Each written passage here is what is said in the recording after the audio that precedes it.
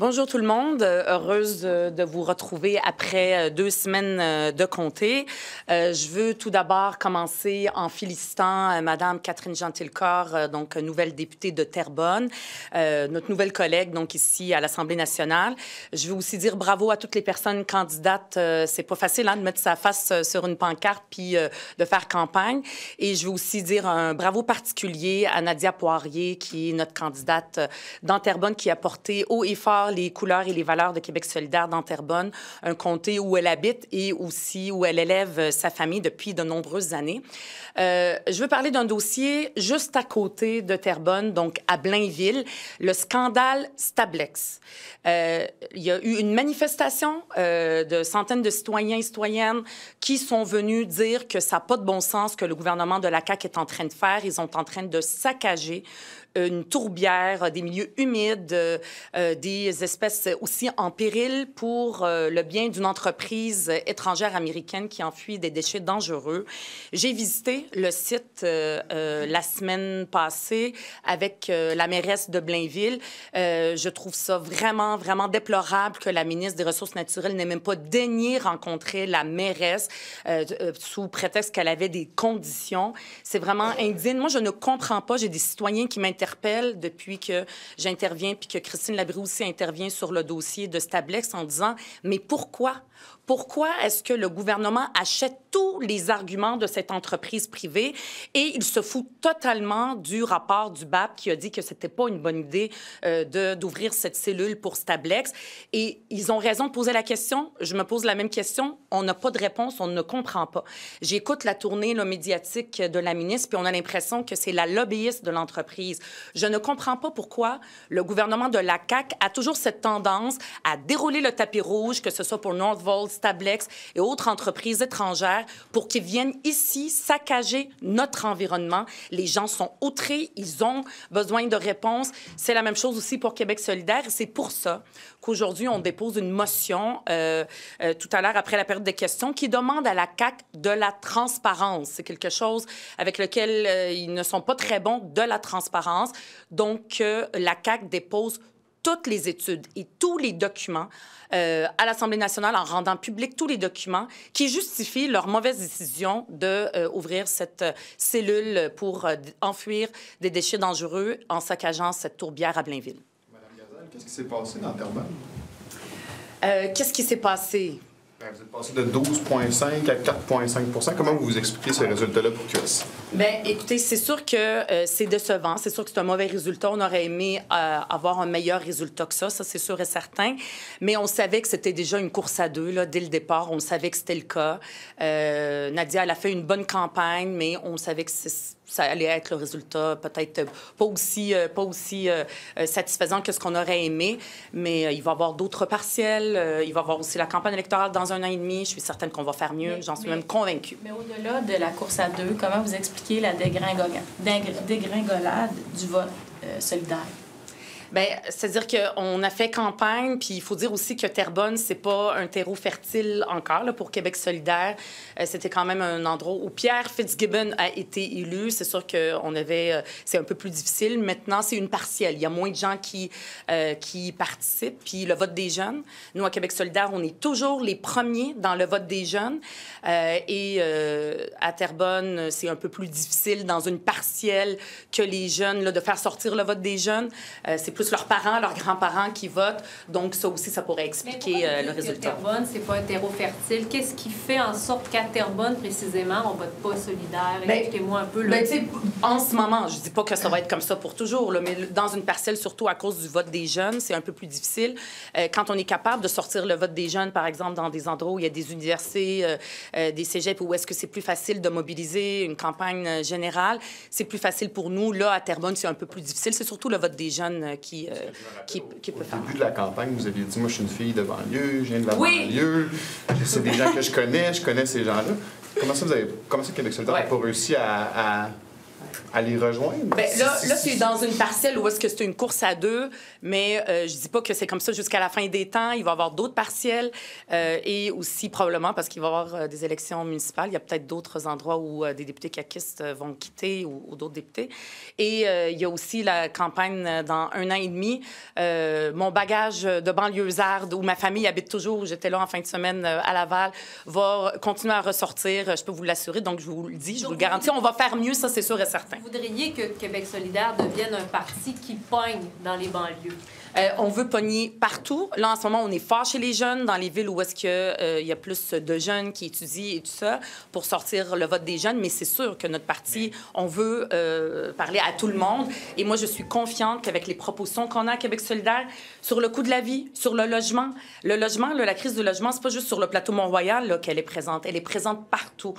En banlieue aussi, ça coûte extrêmement cher. Les jeunes qui veulent quitter le nid familial, souvent qui habitent en banlieue, puis qui veulent aller s'acheter une maison, même en banlieue plus éloignée là, des grands centres, c'est très, très difficile. On est les seuls à parler haut et fort pour la crise du logement. On a même eu des gains. Donc, on est très proche des préoccupations des gens partout où est-ce qu'ils vivent sur le territoire.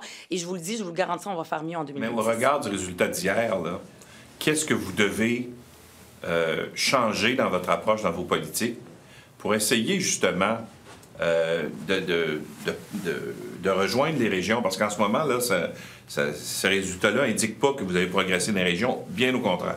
Bien, là, il ne faut pas partir avec des grandes analyses et généralités à partir d'une parcelle dans Terrebonne où c'était clairement, dès le début, une course à deux. Nous, à Québec solidaire, vous nous voyez aller, là. On est 12 députés, extrêmement efficace, extrêmement rigoureux. On lâche pas le gouvernement sur plein d'enjeux qui touchent les Québécois. Rappelez-vous, Gabriel qui nous parlait aussi des lunchs et on continue aussi à parler des lunchs dans les écoles. Ça, c'est important pour les familles qui envoient leurs enfants où tout coûte cher, le logement coûte cher, l'épicerie coûte cher. On est très, très présent sur les enjeux qui sont très concret sur l'itinérance. Il n'y aura pas de changement de message, essentiellement, parce que vous nous dites, ça fait des mois qu'on parle de ça, on parle du logement, on parle de l'itinérance, on parle du coût de la vie, etc., etc. Clairement, ça n'a pas résonné dans Terrebonne. Est-ce que Québec solidaire va revoir ses orientations, ses messages, pour que ça porte, ou on se dit juste « Ah, Terrebonne, c'était pas pour nous ». On verra la prochaine fois. Il faut aussi se rappeler, le taux de participation était moins de 40 %, puis tout ce qui s'est passé avec la guerre tarifaire avec Trump aussi a pris toute la place. Mais ça ne veut pas dire qu'on est capable quand même de tirer notre épingle du jeu. Rappelez-vous, juste la semaine passée, où on a proposé de mettre fin à la crise de l'itinérance en secouant la CAQ qui fait absolument rien, M. Legault qui a l'air totalement insensible face à la situation des itinérants qui sont mis, qui se retrouvent à aller dans le métro. Après ça, on les barouette un petit peu à gauche et à droite. On va continuer à être très fort sur des enjeux qui sont importants pour les Québécois et Québécoises. On n'a pas fini, on n'a pas encore notre plateforme.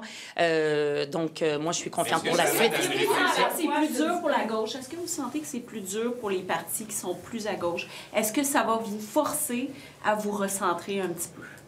On va rester résolument un parti de gauche. Ça, je vous le garantis, je vous l'assure. Tous les partis sont centre-droit et il y a beaucoup... Tous les autres partis sont plus à droite. Il y a même des gens qui nous disent « Ah, peut-être qu'on devrait, comme la CAQ le fait, sabrer dans les services publics, alors que ce qu'on doit faire, c'est plus prendre soin des gens qui tiennent à bout de bras nos services publics, encore plus investir et non pas couper, comme le 1,5 milliard dans le système de santé où est-ce que les gens ils ont de la misère à avoir une chirurgie. Ils se font annuler leur chirurgie alors qu'ils sont atteints de cancer et leurs opérations. Partout dans le monde, la gauche, on le voit que c'est plus difficile. T'sais, vous devez le constater. Puis là, on parle pas juste de la partielle, là, on parle plus largement. La gauche a de la difficulté à se faire entendre. Nous, à Québec solidaire, on est conscients de ça, mais ce que je peux vous dire, c'est qu'avec la montée des discours radicaux conservateurs comme ceux qu'on voit aux États-Unis, qui ont aussi une incidence ici, ici, que ce soit au Canada, quand on a vu, par exemple, M. Carney qui abolit le ministère des Femmes et de l'égalité. Tout ce discours-là est en train de prendre beaucoup de place et c'est sûr que nous, c'est pas le temps de lâcher puis de dire on va aller à droite. Ça n'arrivera pas à Québec solidaire. On est résolument à gauche et on va continuer à l'être et on va se faire entendre. Ça, je vous le garantis. Le virage pragmatique, Mme Gazal, il est effectué à quel niveau? Ça veut dire quoi quand vous dites virage pragmatique? Le virage que on est très concret. Mettre de l'avant, Là, vous en êtes où là-dedans? Est-ce que c'est complété? Est-ce que c'est commencé? Ou Bien, ça a commencé avec, là, je vais vous parler peut-être dans un jargon, là, peut-être que vous, les journalistes, vous le savez, là, mais la déclaration de Saguenay. Ça a été, c'est pas le virage de Gabriel, c'était tout le parti qui a voté pour ça. On a fait une tournée des régions et on a fait cette déclaration de Saguenay qui va nous inspirer aussi pour la suite pour 2026. Quel effet ça a eu sur vos propositions, ce virage-là? Comment on peut le mesurer aujourd'hui? Bien, ce qu'on disait, c'est qu'on va être encore plus sur nos priorités, les priorités des Québécois et Québécoises. La crise du coût de la vie, c'est une priorité pour nous. On va continuer à marteler le message. La crise du logement, là, les gens sont en train de voir leur augmentation de loyer, là. C'est pas beau. C'est des 10 % d'augmentation. Nous sommes le seul à faire résonner là, cette inquiétude des locataires à l'Assemblée nationale et on va continuer à le faire et on va continuer puis on va se faire entendre. Ça, je vous le garantis. J'aimerais vous entendre sur les missions interparlementaires effectuées par les députés. Si je ne me trompe pas, vous êtes membre du BAN. Donc, je ne le suis plus, c'est Alejandra Zacamendes maintenant. Bon. QS ne participe jamais à ces missions. Ça fait, il me semble que vous n'avez jamais... Ça fait très longtemps. Ouais, c'est ça.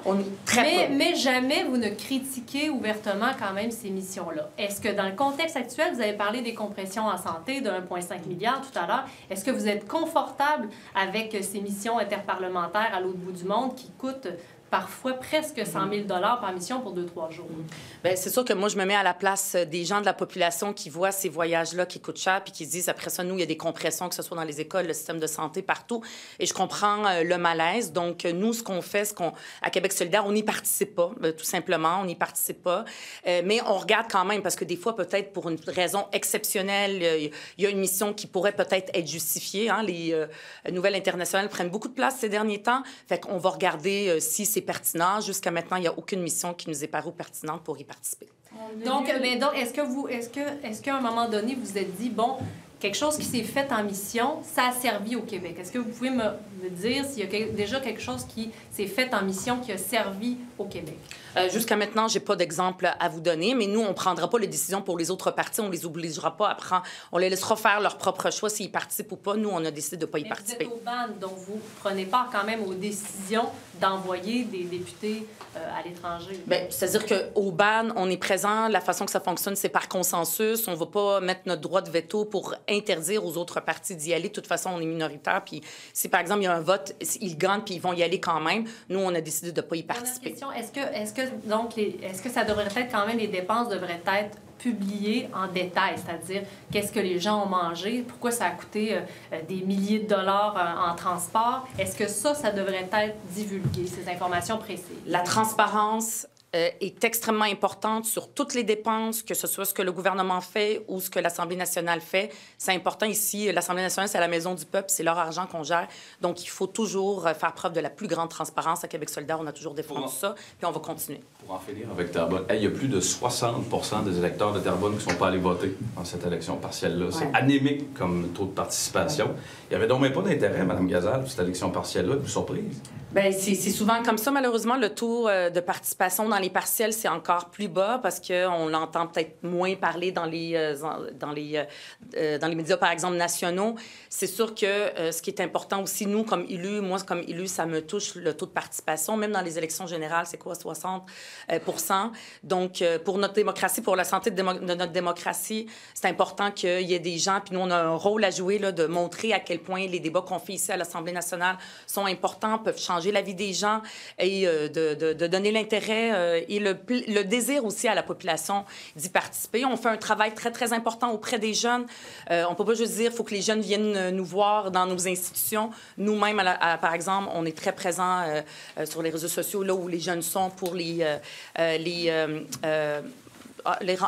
augmenter leur intérêt pour la chose politique. Sur Saclin, à la tête de la commission d'enquête sur Saclin, c'est la bonne personne pour piloter ça? Qu'est-ce que vous en pensez? Bien, je ne le connais pas. Ça va être important. J'ai pas... Excusez-moi, vous me l'apprenez. J'ai pas vu. Je sais que le gouvernement, aujourd'hui, allait parler de nommer cette personne-là à la tête de la commission, puis aussi de parler de son mandat.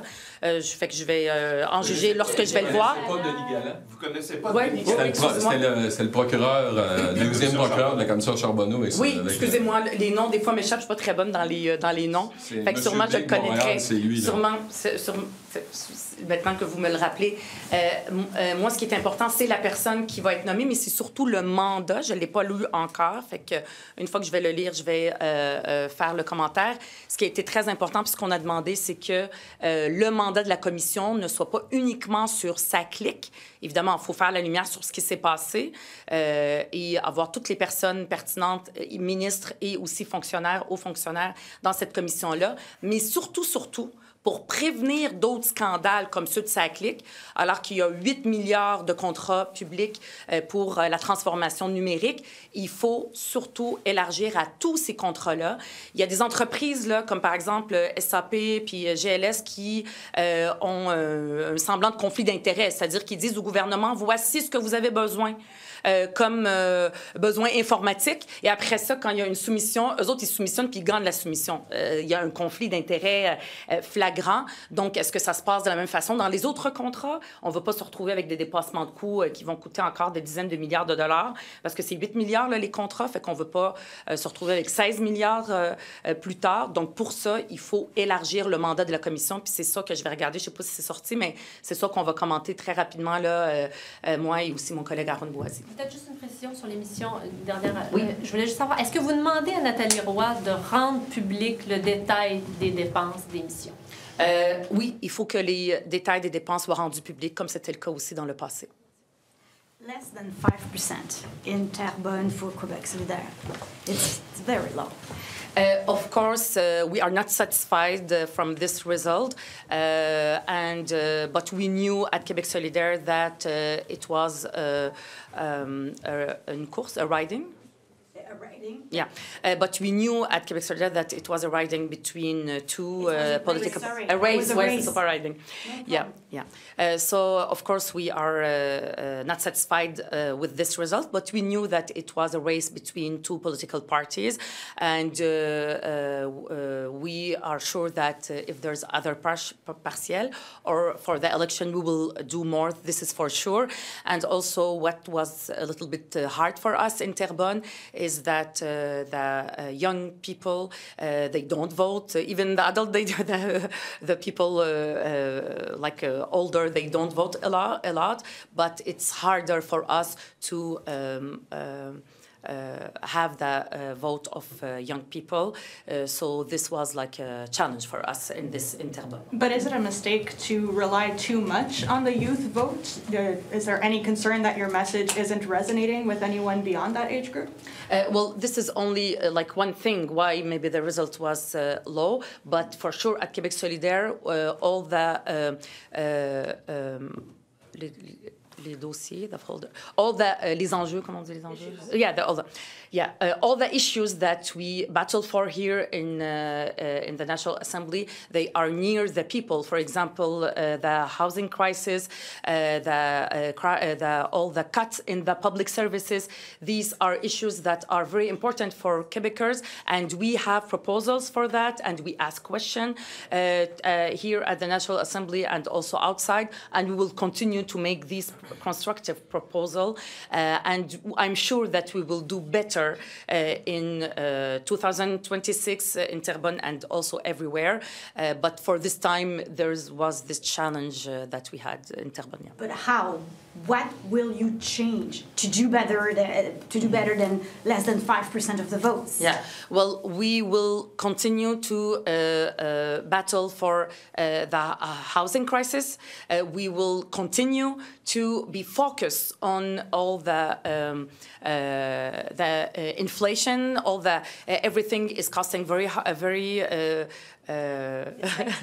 everything is expensive for Quebecers, and this is on what we will continue to be focused on, and also to defend the interest of workers. We know that right now with the Trump tariffs, workers will lose their job, and it's important that with the cut of Monsieur Legault that he should stop to cut in the public service, because we don't want to have also people losing their job in the public services. So we do this message, we have these proposals, but we will continue to be focused on these messages more and more. And as I said, I'm sure we will do better in 2026 But if these are the issues that matter most to Quebecers, cost of living, housing crisis, the environment, how do you explain the fact that your party isn't more popular, not just in this by-election, but in general, in the polls, for example? How do you explain it's that? hard to say only because of Terrebonne. We will say that it's the same everywhere in Quebec and we will have the same result.